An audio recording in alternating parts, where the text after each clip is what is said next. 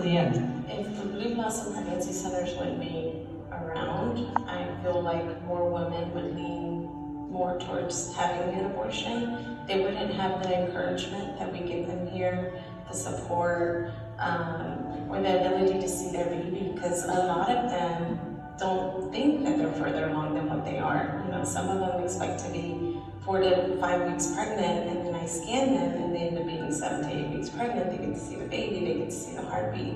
So I feel like they wouldn't be able to see that.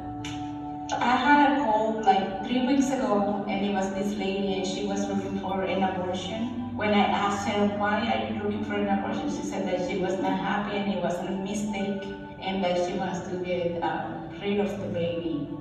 When she came for the ultrasound, she was very sad. She said that the father of the baby was not going to be there for her, that she found out that he was married.